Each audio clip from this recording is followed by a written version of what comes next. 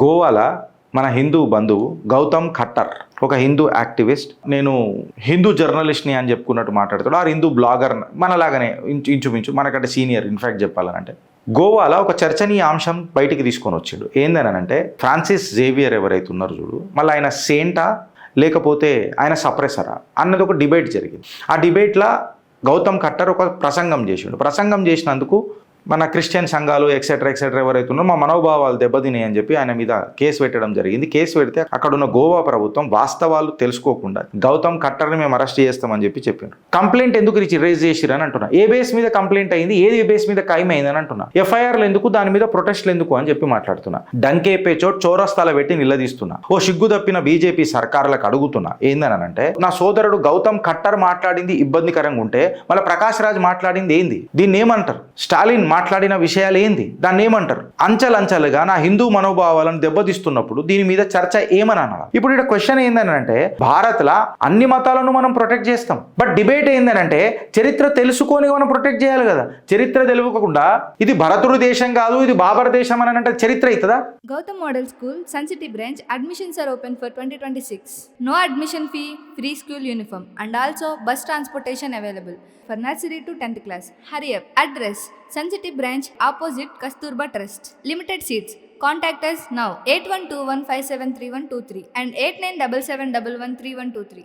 ఒక దగ్గర మనం పాజిటివ్ మాట్లాడుకున్న తర్వాత ఇంకొక దగ్గర మనకు చిన్నగా ఇబ్బందికరమైన ఒక విషయం జరిగింది ఫ్రెండ్స్. ఏంటనంటే గోవాల మన హిందూ బంధువు గౌతమ్ ఖట్టర్ ఒక హిందూ యాక్టివిస్ట్, నేను హిందూ జర్నలిస్ట్ని అని చెప్పుకున్నట్టు మాట్లాడతాడు. ఆ హిందూ బ్లాగర్ మనలాగానే ఇంచుమించు మనకంటే సీనియర్. ఇన్ఫ్యాక్ట్ చెప్పాలనంటే ఆయన యూట్యూబ్ ఎప్పుడో పెట్టిండు, మనం ఫేస్బుక్లలో వెనకటికి మాట్లాడేది పొలిటికల్ ఇష్యూస్ మీద మాట్లాడేది, బట్ ధర్మం మీద డిబేట్ చేస్తాడు. ఎవరు?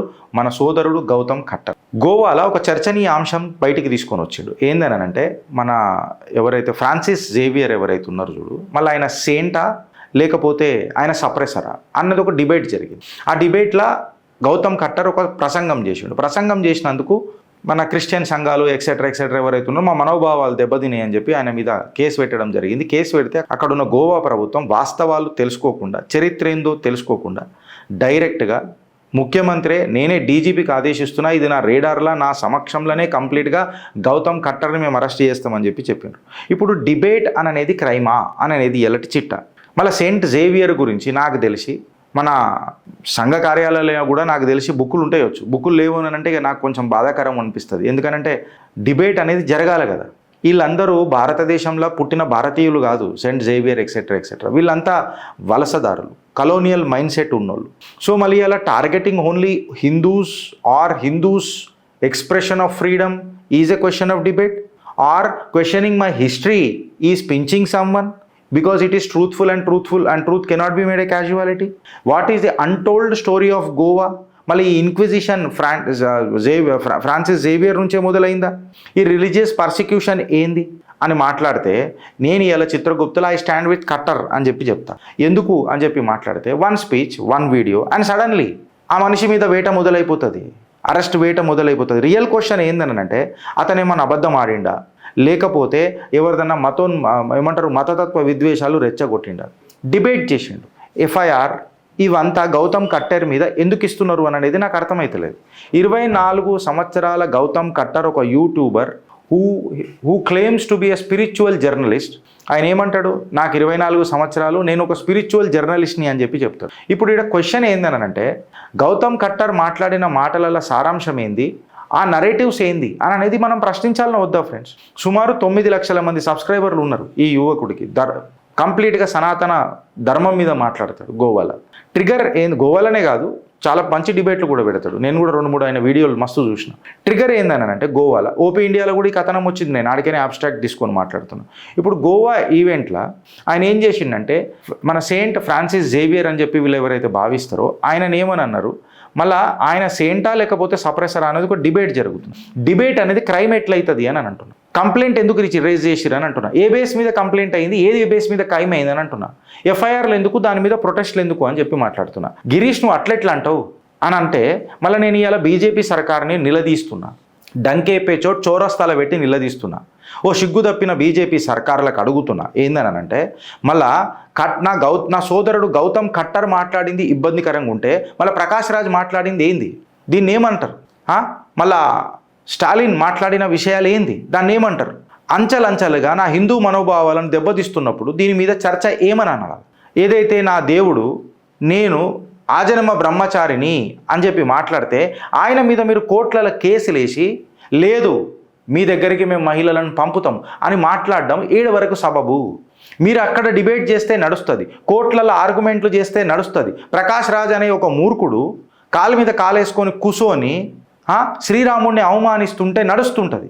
పల్లెత్తు మాట ఇస్లాం మీద నడు, పల్లెత్తు మాట క్రిస్టియానిటీ మీద నడు. బట్ అదే ఫ్రాన్సిస్ జేవియర్ మన భారతీయుడు కూడా కాదు, మళ్ళీ వచ్చినోడు సంత లేకపోతే సప్రెసరా అని చెప్పి డిబేట్ జరుగుతుంటే దాని మీద పంచాయతీ అవుతుంది. అందుకే బీజేపీ సిగ్గుతప్పిన ప్రభుత్వం అని చెప్పి మాట్లాడుతున్నా. అసలు ఫ్రాన్సిస్ జేవియర్ ఎవరు అనే చర్చ తీసుకుంటే మళ్ళీ ఈయన సంత లేకపోతే కాంట్రవర్షియల్ మిషనరీ కలోనియల్ టైమ్స్ నుంచి ఉన్న వ్యక్త అనేది చర్చ ఇప్పటి వరకు హిస్టారికల్ ఐడెంటిటీ ఎవరికి తెలుసు? Can somebody prove that? Debate Gautam Khattar అదే చేస్తున్నాడు. నా చరిత్ర తెలుసుకోవాలని కుతూహలం నాకుండదా? నాకు ఉండాలన్నప్పుడు నేను డిబేట్ చేస్తున్నప్పుడు అది రాజ్యాంగబద్ధంగా ఉందా లేదా అనేది కథ కదా. అంతేగాని ఏదైనా అన్యమతస్థులను ఇబ్బందికరంగా మాట్లాడితే అది క్రైమ్ అవుతుంది. బట్ ఆయన ఇబ్బందికరంగా మాట్లాడలేదే. మళ్ళా ప్రకాష్ రాజ్ గారు ఇంత చేస్తుంటే ఇవాళ భారతీయ జనతా పార్టీ గడి వీక్తున్నదా సెంటర్లో కూర్చొని? నేను ఇవాళ అడుగుతున్నా, వాడు ఎక్కడున్నాడో ఏమున్నాడో పక్కకు పెట్టు, గడి వీక్తున్నదా అని చెప్పి మాట్లాడుతున్నా. రికార్డ్స్ ఏమని మాట్లాడుతున్నాయి? Xavier wrote letters to the Portuguese crown. అప్పుడు పోర్టుగీస్ సర్కార్ ఉంటుండే గోవాలో. పోర్టుగీస్ యొక్క రాజుకు ఇదే సెయింట్ ఫ్రాన్సిస్ జేవియర్ అనే వ్యక్తి లెటర్లు రాస్తుండే. మన ఇది అంటారు కదా, అక్కడ ఒక దాన్ని ఏమో అంటారు, ఒక మంచి వర్డ్ అంటారు, హెరిటికల్ అని అంటే ఇప్పుడు ఒక ప్రభుత్వము డాక్టరీన్ డిజైన్ చేస్తుంది అన్నమాట. అంటే ఇక్కడ ఇగో ఈ మతమే నడుస్తుంది, ఈ ధర్మమే నడుస్తుంది అని లెటర్లు రాసిండు హిందువుల మీద. వీళ్ళు మన డాక్టరైన్కి విరుద్ధంగా పోతున్నారు అని చెప్పి మాట్లాడుతున్నారు. Letter to the king John 3 documented evidence మీకు గోవాలో కనిపిస్తుంది. Is there anybody ready to debate? మళ్ళీ లెటర్స్ డీకోడ్ చేసి మాట్లాడతాం కదా. మళ్ళీ ఎవరు సంత్ అని అన్నప్పుడు సర్వేజన సుఖినో భవంతు అని మాట్లాడతారు కదా. ఎక్కడ కూడా ఏ హిందువులలో కూడా ఇప్పుడు మన ధర్మంలో ఏడ కూడా వీడు కాఫీరు వీడు మనం దూరం జరపాలని చెప్పి మాట్లాడలే కదా. ఇప్పటికీ మనం కడపలో పెట్టుకొని తీసుకొని పోతున్నాం కదా. మళ్ళీ ఈ లెటర్ల పంచాయతీ ఏంది? దీని మీద డిస్కషన్ జరగాలన్నా కూడా. ఇప్పుడు ఈ డిస్కషన్ లెటర్లలో అగర్ ఫ్యాక్ట్ అయితే ఇక్కడ క్వశ్చన్ స్టార్ట్ అవుతుంది కదా. మళ్ళీ గోవాలో ఇన్క్విజిషన్ అనేది ఎప్పుడు స్టార్ట్ అయింది, అండర్ హూజ్ ఇన్ఫ్లుయెన్స్ అని అనేది స్టార్ట్ అవుతుంది కదా. హిస్టరీని డివైడ్ చేసిందే మీరు. హిస్టరీని మేము రీకాలిబ్రేట్ చేసుకుందామని అంటే అరెస్టులు హిందువులున్నా. ఇది ఏం న్యాయం అని అంటున్నా. మీరు ధర్మం ఎట్లనో ఇయ్యలేకపోతున్నారా భయ్, న్యాయం కూడా చేయలేకపోతున్నారు హిందువులకు అని చెప్పి మాట్లాడుతున్నారు. వన్ సైడెడ్లనేమో ఆయన సంత్ అని చెప్తున్నారు గోవాలో, సెకండ్ సైడ్లనేమో ఆ లెటర్లు చూస్తూ ఉంటే మళ్ళీ మాట్లాడుతూ ఉంటే డిబేట్ స్పార్క్ ఏం చేస్తున్నది అని అంటే రిలీజియస్ సపరేషన్ జరుగుతున్నది అని అంటున్నా.